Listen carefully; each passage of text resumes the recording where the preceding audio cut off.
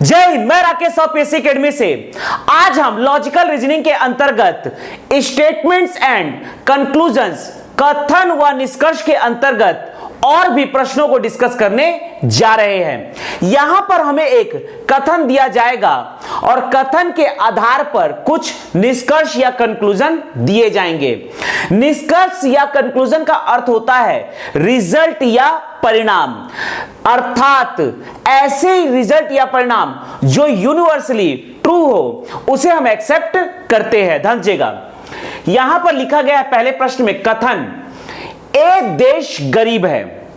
कोई भी देश गरीब होता है, इसकी परिभाषा यह है कि यदि कोई देश अपनी बेसिक सुख सुविधा जैसे कि रोटी, कपड़ा व मकान की पूर्ति करने में असमर्थ हो, वह देश गरीब कहलाता है। इसी प्रकार से कोई व्यक्ति गरीब है या नहीं, इसकी भी परिभाषा होगी गरीब व्यक्ति की। यदि कोई व्यक्ति अपनी आवश्यक सुख सुविधा रोटी, कपड़ा व मकान की पूर्ति करने में असमर्थ हो, वह व्यक्ति गरीब कहलाएगा। इसी प्रकार से गरीब देश की परिभाषा होगी ऐसा कोई भी देश जो अपनी आवश्यक सुख सुविधा रोटी, कपड़ा व मकान की पूर्ति करने में असमर्थ हो, वह देश गरीब कहलाता है। तो इस प्रकार से एक देश गरीब है, इसके आधार पर हम क्या क्या रिजल्ट, निष्कर्ष, कंक्लूजन निकाल सकते हैं, इसको हम देखते हैं। निष्कर्ष एक देश के नागरिक भिखारी है। देखिए, भिखारी और गरीब में बहुत डिफरेंस होता है। तो यहां पर लिखा है ए देश के नागरिक भिखारी है, यह बिल्कुल ही गलत है। ए देश के नागरिक काम नहीं करते हैं। क्या जो देश गरीब है वहां पर क्या अमीर लोग नहीं पाए जाते? अगर कोई देश गरीब है, इसका मतलब यह नहीं है कि वहां के सभी नागरिक गरीब है। वहां अमीर लोग भी होते हैं और भिखारी भी होते हैं और गरीब लोग भी होते हैं। यहां पर बोला जा रहा है ए देश गरीब है, ए देश के नागरिक काम नहीं करते, ऐसा बिल्कुल गलत है। कोई भी देश हो, वहां के नागरिक कार्य करते हैं। तो यह बिल्कुल आउट ऑफ कंटेक्स्ट हो गया। अगला है, एक देश के नागरिक के पास मूलभूत सुविधाओं का अभाव है, यह बिल्कुल सही है। यहां पर नागरिकों के पास, यहां पर देखिए, अगर कोई देश गरीब है, इसका मतलब वहां पर अमीर लोग भी रहते हैं और गरीब लोग रहते हैं और मिडिल क्लास फैमिली भी रहती है। लेकिन यहां पर जब एक देश की बात की जाती है तो देश की बात संपूर्ण नागरिक का ओवरऑल औसत के आधार पर निकाला जाता है। तो यहां पर कोई देश गरीब है, अर्थात उस देश के अधिक से अधिक नागरिक अपनी मूलभूत आवश्यकताओं की पूर्ति करने में असमर्थ होते हैं। तो इस प्रकार से यह बिल्कुल सही है, ए देश के नागरिक के पास मूलभूत सुविधाओं का अभाव है। तो यह हमारा आंसर है थर्ड, ऑप्शन डी।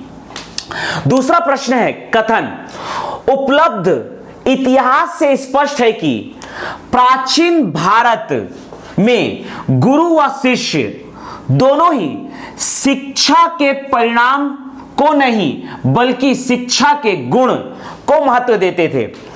उपलब्ध इतिहास से स्पष्ट है कि प्राचीन भारत में गुरु व शिष्य दोनों ही शिक्षा के परिणाम को नहीं बल्कि शिक्षा के गुण को महत्व देते थे। पहले तो हम जाते हैं प्राचीन भारत में। अब प्राचीन भारत में दो लोगों की बात की जा रही है, एक है गुरु और एक है शिष्य। तो गुरु और शिष्य दोनों ही शिक्षा में दो बातों का ध्यान देना है, एक है शिक्षा का परिणाम और एक है शिक्षा का गुण। तो यहां पर प्राचीन भारत में गुरु और शिष्य दोनों ही शिक्षा के परिणाम को नहीं बल्कि शिक्षा के गुण को महत्व देते थे। अर्थात प्राचीन भारत में गुरु व शिष्य शिक्षा के गुण पर एक मत थे, शिक्षा के गुण को महत्व देते थे। प्राचीन भारत में गुरु व शिष्य शिक्षा के परिणाम को महत्व नहीं देते थे। तो इस प्रकार से निष्कर्ष है, प्राचीन भारत में गुरु एवं शिष्य शिक्षा के गुणों के संबंध में एक मत थे, यह बिल्कुल सही है। गुरु व शिष्य शिक्षा के गुणों को लेकर बिल्कुल एक मत थे। आधुनिक भारत में शिक्षा के गुणों को मान्यता नहीं दी जाती। ध्यान दीजिएगा, यहां कथन में सिर्फ और सिर्फ प्राचीन भारत के बारे में बात किया जा रहा है, आधुनिक भारत के बारे में बात नहीं किया जा रहा है। तो आधुनिक भारत में शिक्षा के गुण को महत्व दिया जाता है कि शिक्षा के परिणाम को महत्व दिया जाता है कि शिक्षा के परिणाम तथा गुण को महत्व दिया जाता है कि शिक्षा के गुण तथा परिणाम दोनों को महत्व नहीं दिया जाता है। हमें आधुनिक भारत के बारे में कोई ज्ञान नहीं है, क्योंकि यहां पर कहीं भी कथन में आधुनिक भारत के बारे में कोई उल्लेख नहीं किया जा रहा है। तो यहां आधुनिक भारत के कारण यह हो जाता है आउट ऑफ कंटेक्स्ट। तो हमारा आंसर है सिर्फ और सिर्फ एक, ऑप्शन ए। अगला प्रश्न में कथन है सेब बहुत महंगे हैं। सेब बहुत महंगे हैं। अब देखिए यहां पर निष्कर्ष क्या है, गरीब व्यक्ति सेब नहीं खरीद सकता। देखिए सेब बहुत महंगा है, इसका मतलब यह नहीं कि गरीब व्यक्ति सेब नहीं खरीद सकते, बिल्कुल खरीद सकते हैं।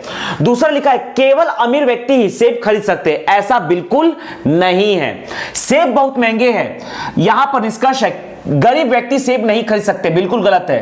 केवल अमीर व्यक्ति ही सेब खरीद सकते, यह भी बिल्कुल गलत है। ध्यान दीजिएगा, अगर मैं बोलूंगा प्रॉपर्टी बहुत महंगे हो चुके हैं, तब हम यहां पर कह सकते हैं कि गरीब व्यक्ति प्रॉपर्टी खरीदने में अभी असमर्थ है, अमीर व्यक्ति ही प्रॉपर्टी खरीद सकते हैं। लेकिन सेब तो एक सामान्य सा फल है, ये इतना भी महंगा नहीं है कि गरीब व्यक्ति उसको अफोर्ड नहीं कर पाए। तो यहां पर ये दोनों का दोनों निष्कर्ष गलत है, अर्थात कोई नहीं, ऑप्शन डी। अगला है कथन साक्षरता और रोजगार उत्पन्न करने वाले कार्यक्रम। यहां पर साक्षरता उत्पन्न करने वाले कार्यक्रम और रोजगार उत्पन्न करने वाले कार्यक्रम हेतु असमान धनराशि आवंटित करने की बात स्पष्ट हो जाती है। जब हम इन दोनों क्षेत्रों के प्रति सरकार के रवैये का विश्लेषण करते हैं, यहां पर कहा जा रहा है कि सरकार के द्वारा साक्षरता कार्यक्रम और रोजगार कार्यक्रम में जो धन आवंटित किया जाता है, जो धन खर्च किया जाता है, वो बिल्कुल असमान है। लेकिन किसमें ज्यादा खर्च किया जा रहा है इसका हमें ज्ञान नहीं हो रहा है। साक्षरता कार्यक्रम में सरकार के द्वारा खर्च किया जाता है, रोजगार कार्यक्रम में सरकार के द्वारा खर्च किया जाता है। यहां पर कहा जा रहा है कि साक्षरता कार्यक्रम और रोजगार कार्यक्रम में सरकार के द्वारा जो धन आवंटित किया गया है वह बिल्कुल असमान है। लेकिन किस पर ज्यादा खर्च किया जा रहा है और किस पर कम खर्च किया जा रहा है इसका हमें ज्ञान नहीं है। पहले निष्कर्ष में लिखा है सरकार साक्षरता कार्यक्रम पर रोजगार कार्यक्रम की अपेक्षा अधिक खर्च करती है।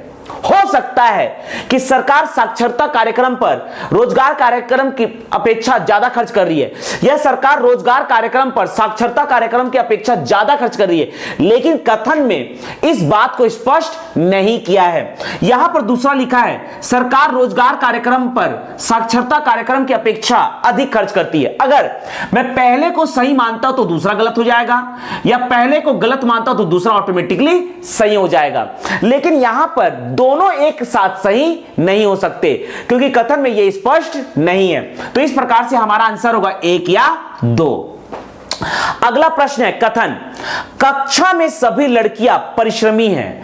कक्षा में सभी लड़कियां परिश्रमी है। ध्यान दीजिए क्या लिखा है निष्कर्ष, कक्षा में एक भी लड़का नहीं है। देखिए कथन में लड़कियों के बारे में बात किया गया है, लड़कों के बारे में बात नहीं किया गया है, अर्थात ये आउट ऑफ कंटेक्स्ट है।